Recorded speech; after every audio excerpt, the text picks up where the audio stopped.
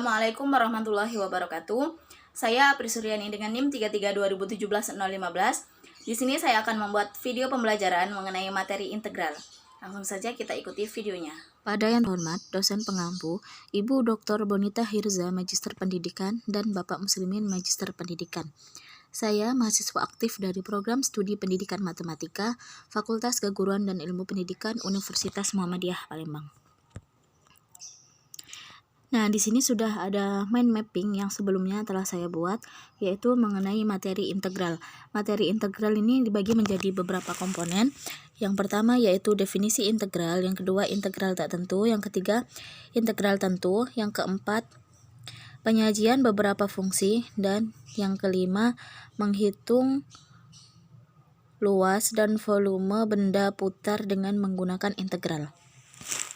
Nah, ini seperti beberapa komponen yang ada di mind mapping tadi, yaitu definisi integral, integral tak tentu, integral tentu, mengintegralisasikan beberapa fungsi, menghitung luas daerah dan volume benda putar dengan menggunakan integral. Yang pertama kita masuk ke definisi integral. Jika fx adalah fungsi yang bersifat f aksen x sama dengan fx, maka fx merupakan anti turunan atau anti diferensial atau integral dari fx. Integral disimbolkan dengan simbol integral, sehingga integral dari fungsi fx terhadap peubah x dapat ditulis integral fx dx. Yang kedua yaitu integral tak tentu. Integral tak tentu dibagi menjadi beberapa bagian. Yang pertama, pengertian integral tak tentu. Pengintegralan dalam bentuk integral fx dx dinamakan sebagai integral tak tentu dari fungsi fx terhadap x, yang dapat dinyatakan dalam bentuk umum sebagai berikut. Integral fx dx sama dengan fx ditambah c. Keterangannya, untuk fx ini integral, untuk f besar x sama dengan fungsi integral, untuk x-nya sama dengan variabel integrasi, untuk yang c konstanta integrasi. Nah, ini yang kedua tadi, integral tak tentu fungsi aljabar. Integral x pangkat n dx sama dengan 1 per n ditambah 1 dikali x pangkat n ditambah 1 ditambah c. N adalah bilangan real, n tidak sama dengan min. Nah, di sini ada sifat-sifat pengintegralan fungsi. Yang pertama, jika k merupakan suatu konstanta, maka integral k dx sama dengan kx ditambah c. C-nya yaitu konstanta. Yang kedua, jika fx adalah suatu fungsi yang terintegralkan dan k adalah konstanta, maka integral k dikali fx dx sama dengan k integral fx. Yang ketiga, jika fx dan gx adalah fungsi-fungsi yang terintegral, maka integral fx plus minus gx dx sama dengan integral fx dx plus minus gx dx. Yang ketiga, integral tak tentu fungsi trigonometri.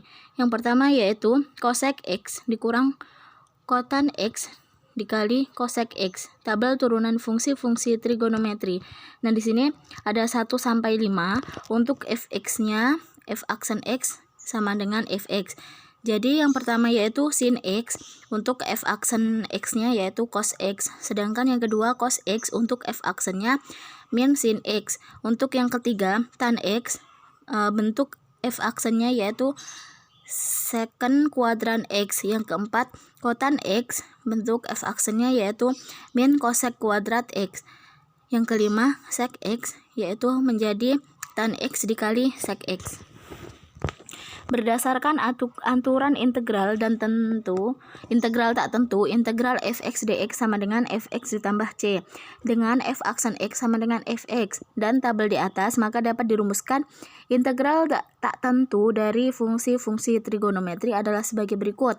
Yang A, integral cos x dx sama dengan sin x ditambah c. Yang ke B, integral sin x dx sama dengan min cos x ditambah c. Yang C, integral cos dikali ax ditambah b dx sama dengan 1 per a sin dikali ax plus b ditambah c. Sedangkan yang D, integral sin ax ditambah b dx sama dengan min 1 per a cos dikali ax ditambah b ditambah c. Yang E, integral sin pangkat n x dx sama dengan min 1 per n sin n min 1 dikali cos X ditambah N dikurang 1 per N, integral sin pangkat N dikurang 2 X dx. Yang ke F, integral cos pangkat N X dx sama dengan 1 per N cos N pangkat N dikurang 1 dikali sin X ditambah N dikurang 1 per N, integral cos pangkat N dikurang 2 X dx. Nah, ini yang ketiga, integral tentu. Jika integral fx dx sama dengan fx ditambah c, sehingga integral b menuju a fx dx sama dengan fx b menuju a sama dengan f dikali b dikurang f dikali a. Keterangannya, a batas bawah pengintegralan, b batas atas pengintegralan, fx fungsi integralan atau turunan pertama dari fx. Sifat-sifat integral tentu ada dua, yaitu yang pertama, integral b menuju a k dikali fx dx sama dengan k dikali integral b menuju a fx dx. Yang kedua, integral b menuju a fx plus minus gx dx sama dengan integral b menuju a fx plus minus integral b menuju a gx dx. Yang keempat, pengintegralan beberapa fungsi. Ini dibagi menjadi beberapa bagian. Yang pertama yaitu integral dengan cara substitusi.